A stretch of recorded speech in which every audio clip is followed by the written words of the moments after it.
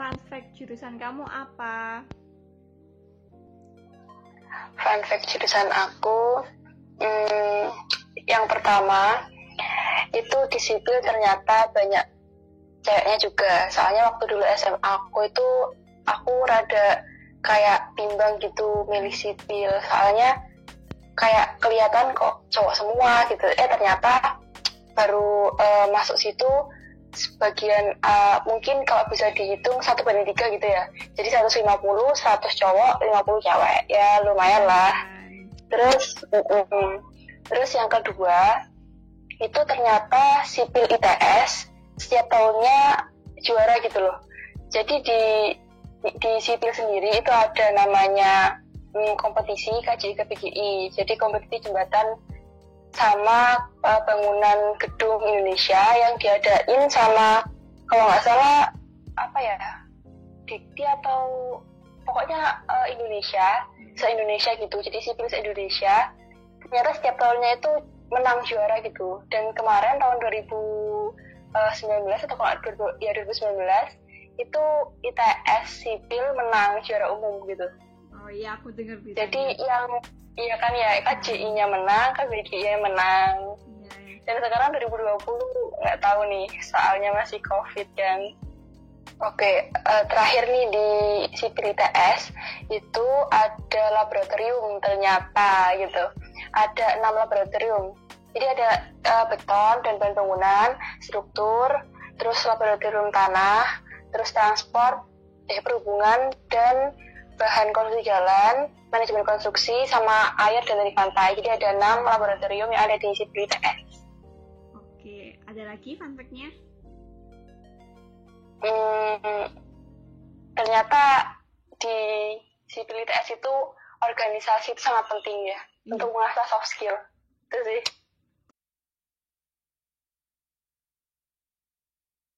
Assalamualaikum warahmatullahi wabarakatuh. Apa kabar kalian semua? Aku harap kalian semua baik-baik aja. Oke, di video kali ini aku bakal ngobrol-ngobrol sama temen aku dari jurusan Teknik Sipil ITS. Pastinya kalian kepo banget kan apa aja yang mereka pelajarin dan kegiatan perkuliahan mereka. Tonton videonya, jangan lupa subscribe dan like video ini. Halo, boleh perkenalan dulu nggak? Oke Mbak Vidi. Oke teman-teman, perkenalin, nama aku Novita Nur Anggraini, biasa dipanggil Novita. Lahir di Lumajang 20 tahun yang lalu. Mahasiswa aktif semester 5 sipil ITS. Oke, Mbak Novi. Kenapa Mbak Novi milih ITS nih? Yang spesial tuh apa sih dari ITS? Kenapa aku milih ITS ya? Soalnya kan ini aku dari Lumajang nih. Berarti universitas terdekat itu ada di Jember, kalau nggak Malang, kalau nggak Surabaya. Di Jember sendiri aku lihat ininya ya. Jadi waktu aku mau kuliah itu nentuin jurusan dulu. Nah, aku prefer ke teknik sipil. Nah, akhirnya aku cari tuh data teknik sipil yang akreditasnya baik, itu di mana. Nah, ketemu kan tadi Universitas Jember, terus ada di Malang sama di Surabaya. Ternyata teknik sipilnya yang kayak bagus itu di ITS Surabaya, kebetulan institut gitu, jadi teknik sipil. Itu kenapa aku milih di ITS. Terus yang spesial di ITS selama 2 tahun berkuliah di sana ya, yang spesial menurut aku ternyata di ITS itu selain akademik yang ditunjang, ternyata soft skill-nya itu ditunjang gitu loh. Jadi seperti contoh nih, tahun pertama, jadi semua mahasiswa baru itu diharuskan untuk mengikuti LKMM tuh kan. LKMM itu latihan keterampilan manajemen mahasiswa yang mana diikuti oleh mahasiswa baru di sipil. Jadi semua maba di sipil itu harus di ITS itu harus mengikuti LKMM namanya Pratedi. Jadi dibalik ke teknikannya Institut Teknologi 10 November itu ternyata juga mementingkan soft skill gitu. Oke, ngomong-ngomong tentang AKMM, emangnya Mbak Novi ini pemandu tah? Oke. pemandu tapi nggak jadi gitu. Jadi LKM yang pertama kan pra-TD, terus habis pra-TD itu harus mengikuti TD, dan di TD ini nggak semua mahasiswa harus ikut gitu kan. Jadi ada wawancara untuk penyaringan, dan alhamdulillah aku ini masuk nih yang TD. Terus habis TD ada ini screening pemandu LKM. Nah di situ deh nggak jadi, nggak lolos. Walah, tapi punya semangat. Iya. Ya. KPP sih ya, apa KPP? Iya.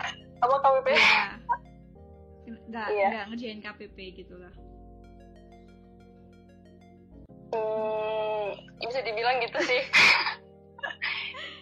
Ini sih lebih memilih mana yang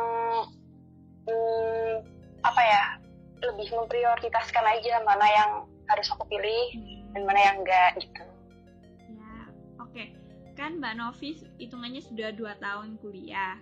Nah, sama kuliah 2 tahun itu Mbak Novi udah ngapain aja? Oke. Di tahun pertama masih maba banyak kan. Nah itu pastinya semua maba itu mengikuti UKM. Nah di situ tahun pertama aku mengikuti UKM badminton. Jadi UKM itu buat teman-teman yang belum tahu, UKM itu semacam kayak ekstrakurikuler yang ada di SMP ataupun di SMA. Nah UKM yang ada di TS itu macam-macam. Ada yang di bidang olahraga, ada badminton, volley, futsal, apalagi basket gitu. Untuk di bidang seni juga ada teater, apa ya itu, aku lupa, tiang alit ya kalau nggak salah. Nah iya, ada teater, terus ada kayak penalaran, terus juga untuk penulisan karya ilmiah itu juga ada ya gitu. Jadi tahun pertama aku mengikuti UKM badminton. Nah selain itu aku juga ikut ini organisasi Islam yang dinaungi oleh JMMI, ya Masjid Manul Ilmi, jadi namanya tuh JMMI. Di situ aku jadi staf FSLDK. FSLDK itu Forum Silaturahmi Lembaga Dakwah Kampus. Nah ini tuh bergeraknya aku di luar kampus gitu, jadi ini benar-benar seru gitu kemarin. Semua program-program aktivitas yang aku sama teman-teman lakukan itu berhubungan sama teman-teman yang di luar kampus. Nah itu berguna juga buat mencari link gitu ya, memperbanyak pertemanan juga. Soalnya FSLDK itu ternyata di Surabaya itu perkumpulan gitu, jadi ada FSLDK Surabaya Raya. Jadi di situ semua FSLDK Universitas Surabaya itu berkumpul gitu. Terus selain itu tahun pertama ya, tahun kedua ini rada-rada udah serius kan di jurusan, jadi mengikuti organisasi HMS, Himpunan Mahasiswa Sipil, masih staff kan nih ya, masih tahun pertama. Terus aku juga baru aja gabung tim pengibar bendera ITS. Wow. Di bawah di bawah UKM-nya apa ya namanya, resimen mahasiswa ITS ya kalau nggak salah. Iya itu kemarin tuh ikut ini mengawal rektor waktu wisuda yang hari pertama. Kan ada 2 tuh, hari pertama itu masih ada wisuda, hari kedua habis itu dihilangin deh karena COVID. Keren. Gimana cara bagi waktu Mbak? Berarti tahun keduanya juga masih ikut FSLDK? Oh iya, untuk tahun keduanya aku udah ini sih lepas FSLDK, tapi aku masih ini, maksudnya untuk yang agama, aku yang pertama ikut FSLDK di bawah ini ya TPKI ITS, JMMI cakupannya organisasi ITS. Tapi untuk tahun kedua aku ikut organisasi agama juga, tapi di bawah jurusan, jadi LDK gitu, LDJ, Lembaga Dakwah Jurusan di Sipil. Oh gitu, itu kayak banyak banget kan kegiatannya. Cara bagi waktunya gimana Mbak? Apalagi juga masih akademik kan yang jelas. Iya. Cara bagi waktu ya, yang pertama itu harus tahu prioritas sih. Jadi nggak semua aku ikutin juga gitu, tergantung nanti nih aku pengennya mau ambil ilmu tentang apa dulu. Misal kalau di HMS, di himpunan sipil, aku pengen tahu ilmu tentang lebih lanjut sipilnya gitu. Jadi cara berhubungan juga sama alumni itu kan, jadi menambah relasi untuk nanti pasca kampusnya gimana. Terus juga di HMS juga belajar mengatur event atau kegiatan yang berhubungan dengan sipil juga. Nanti bakalan ada acara terbarunya dari sipil deh ini se-Indonesia. Buat teman-teman yang baik SMA maupun teman-teman universitas, nanti bakalan ada lomba. Ini sekalian promosi ya. Bakalan ada lomba dari sipil ITS, namanya CIVEX 2020. Tungguin aja di Instagramnya gitu. Terus itu ya aku ngambilnya ilmunya dari situ. Terus kalau di lembaga dakwah jurusan juga aku juga kayak ngambil dan juga jaga kayak inner cycle gitu nggak sih? Soalnya di Surabaya gitu. Jadi kayak tetap kan ini jauh ya, kalau jauh dari orang tua, jadi harus jalan juga gitu loh. Maksudnya biar nggak keluar jalur, ini masih tetap dalam jalannya. Oh iya, paham. Jadi kalau di LDJ itu kan teman-temannya kayak gini gitu, jadi nggak bakalan ya ada apa-apa gitu. Buat menjaga straight in the line aja gitu. Iya, paham. Sama menjaga pergaulan. Sama juga iya, menjaga pergaulan lebih tepatnya.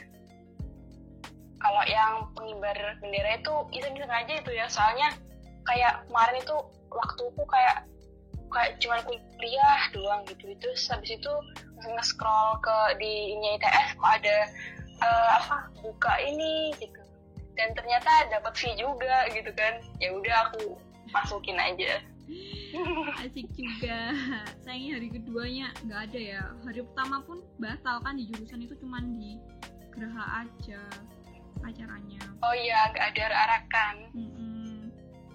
Oke, selama 2 tahun kuliah, Mbak Novita ada yang disesalin nggak? Ada yang disesalin Mbak Novita nggak?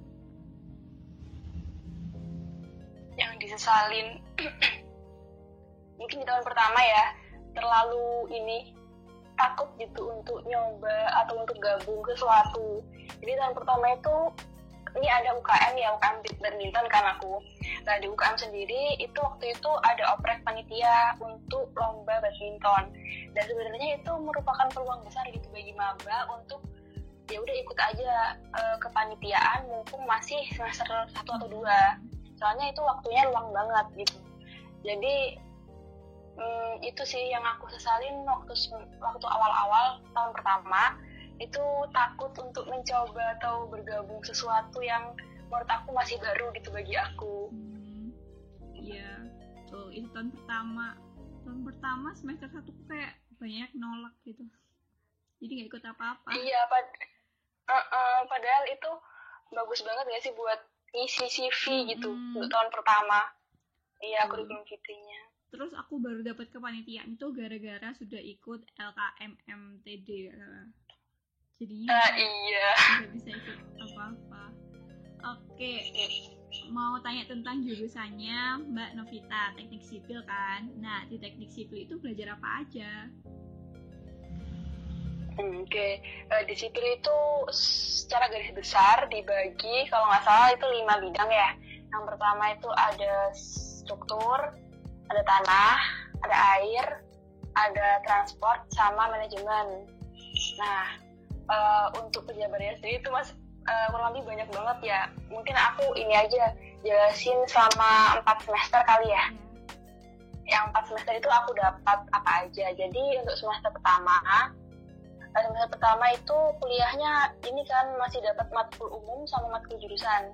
Ini yang aku iniin matkul jurusan aja. Jadi di jurusan sipil untuk anak SMA itu yang dipelajarin yang hal baru yang kita temuin yaitu matkul namanya itu SST, yaitu sistem struktur tertentu. Dan di SST ini kita belajar basicnya itu dari pelajaran SMA fisika bab torsi. Itu benar-benar berguna banget di sipil. Buat teman-teman yang mau ke sipil itu perlu dipelajari lebih lanjut ya torsi di fisika SMA itu. Jadi di SST ngebahas tentang struktur bangunan tapi pakai fungsi torsi tersebut. Jadi kalau bisa torsi mah gampang insya Allah gitu.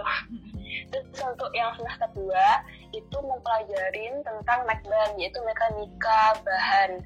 Mekanika bahan ini lanjutan dari SST sebenarnya. Jadi kalau SST bisa, insya Allah mekban juga bisa. Terus untuk semester 3, nah ini kenapa yang 2 semester itu dikit, soalnya masih tercampur kan ya sama mata kuliah bersama.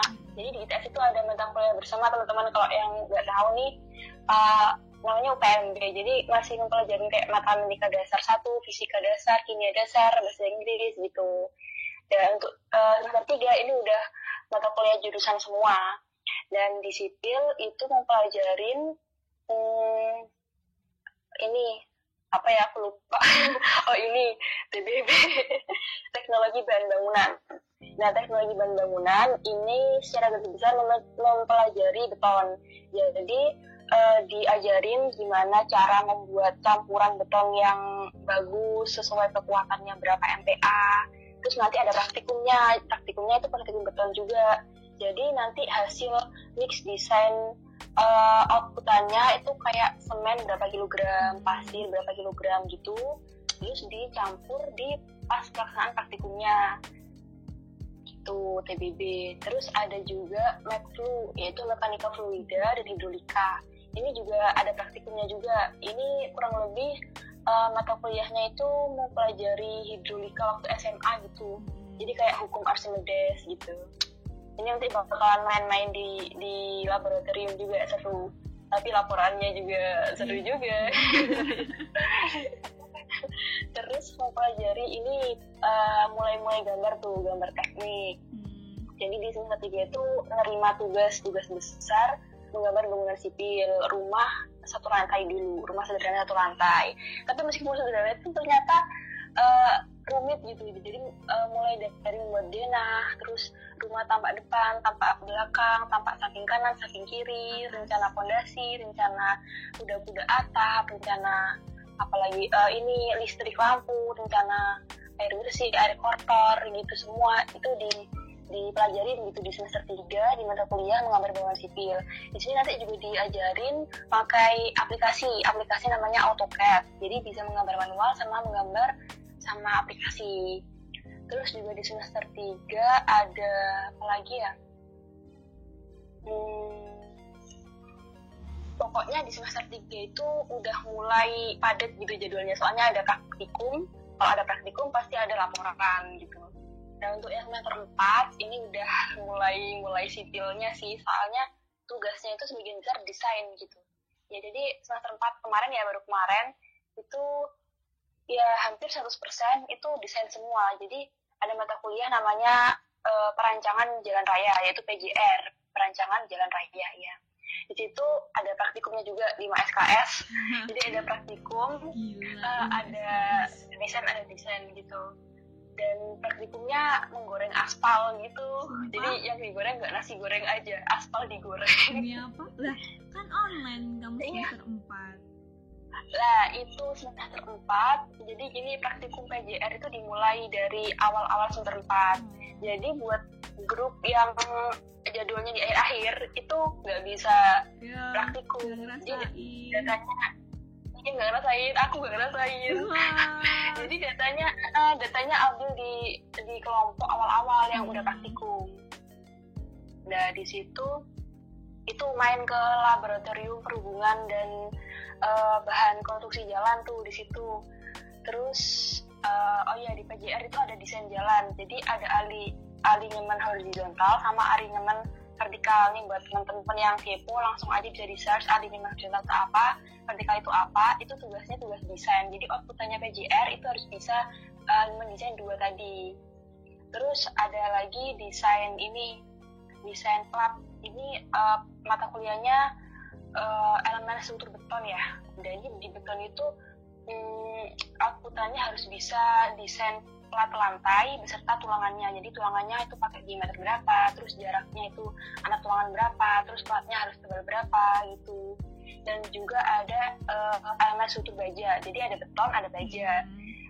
Kalau baja ini outputannya harus bisa desain sambungan plat, jadi sambungan sama baut ada sambungan las, dan baut ini nanti ditentuin jarak antar baut itu berapa, terus ukuran bautnya itu diameter berapa, dan itu semua mengacu pada SNI. Nanti bakalan banyak banget SNI-nya, dan itu yang membuat tugas desain itu lama, jadi harus nyari satu-satu kan rumusnya di SNI, apalagi SNI itu kata-katanya kayak harus diinterpretasi lagi gitu loh.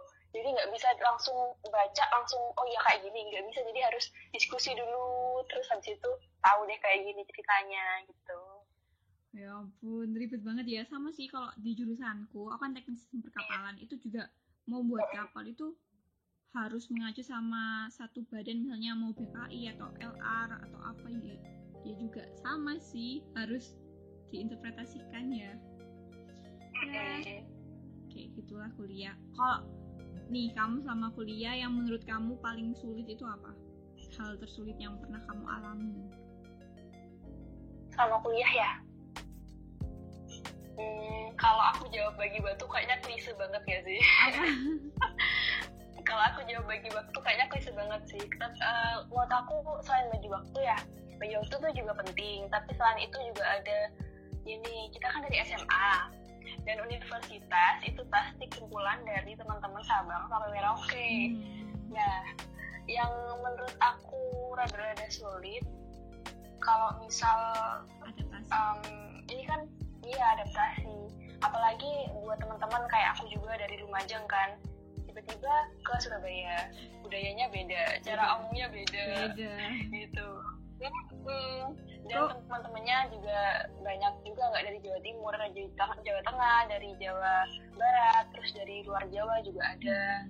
Jadi cara bergaul itu harus diterapkan mulai dari sekarang sih, entah itu SMP, SMA. Jadi harus mempunyai pikiran terbuka gitu, open minded gitu. Karena di kuliah benar-benar dibutuhin. Jadi gak ngandelin kepintaran aja, sosialisasi itu juga perlu ternyata. Iya emang gitu.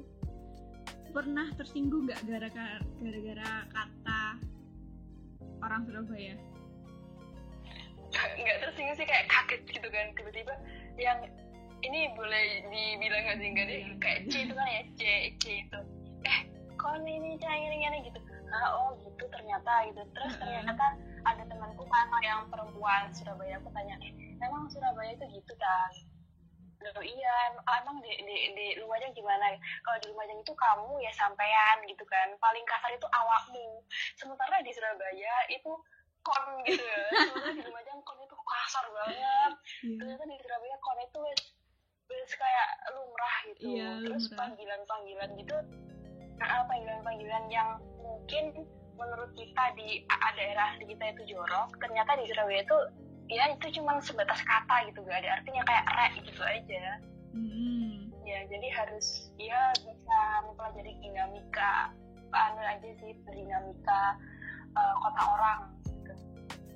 Ya oke, mau tanya lagi tentang pelajaranmu. Kan selama pandemi ini kita kan kuliah online.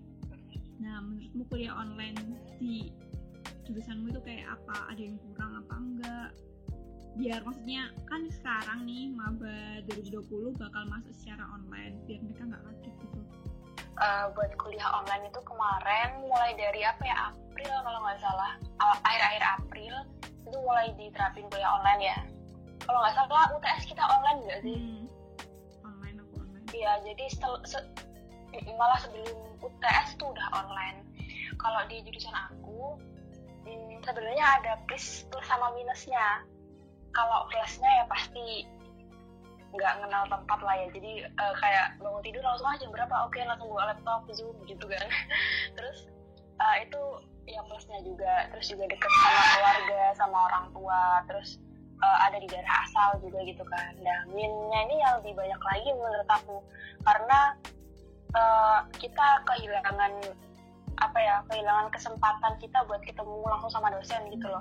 Apalagi kita nih sama-sama teknik di institut, apalagi teknik gitu, harus mendapatkan penjelasan yang benar-benar secara detail gitu kan. kemarin itu aku sempat ngerasa kesusahan juga karena kan dosen beda-beda ya cara ngajarnya. Ada yang langsung pertemuan di Zoom, ada yang upload materi di YouTube langsung aja, nggak ada interaksi antara dosen sama mahasiswa. Jadi kurang apa ya tapi gimana juga ya namanya ada pandemi, tapi juga ini tapi juga menuntut kita untuk mengikuti globalisasi gitu kan. Sekarang perkembangan teknologi juga harus kita kuasai gitu. Jadi menurut aku yang perlu disiapin itu semangat ya mungkin, karena kalau di rumah itu bawahannya kayak lesu gitu kan, terus jadi kayak semangat aja. Misal nih udah mulai kelas, oke nggak boleh ngantuk, kalau ngantuk dia nyemil permen atau apa gitu, harus semangat gitu. Apalagi di teknik gitu. Terus juga kemarin itu pengalaman aku yang susah ya, kalau yang susah mata kuliah kalau online itu pasti praktikum kan. Kalau praktikum nggak bisa, terus datanya ya oke, kita data bisa minta ke kelompok sebelah, jadi bisa buat laporan. Pertamanya itu aku sama teman-teman kelompokku mikir gitu, ini lebih gampang nih, kita nggak praktikum, kita cuma ambil data, terus laporan, terus asistensi. Ternyata kebalik 180 derajat. Kalau nggak praktikum itu malah kita ngerjain laporan itu bingung sendiri. Jadi ini data dari mana, gitu. Dan juga kebingungan waktu asistensi. Kalau ada laporan kan pasti ada asistensi ya. Nah asistensi itu sama dosen bener-bener nyari jadwal yang pas gitu, soalnya online kan. Jadi dosen misal hari apa gitu, oke hari ini tapi cuma 2 jam ya, misal cuma setengah jam ya, jadi gitu. Jadi kesulitannya kemarin aku di asistensi karena dosen ternyata lebih sibuk juga selama pandemi ini. Terus selain itu kalau misal waktu kelas berlangsung ya, menurut aku nggak terlalu kesulitan sih, soalnya ada yang sebagian besar dosen aku pakai Zoom gitu loh, jadi ada interaksi. Jadi misal ada yang nggak paham langsung aja nih tanya. Dan juga selama pandemi ini tugas itu semakin banyak banget. Sama. Iya banyak banget gitu. Jadi di rumah ya sama aja kita getung menokak di kamar bercano terus ya. Kalau ditok-toknya kamu udah makan belum? udah. Ini ngerjain tugas gitu.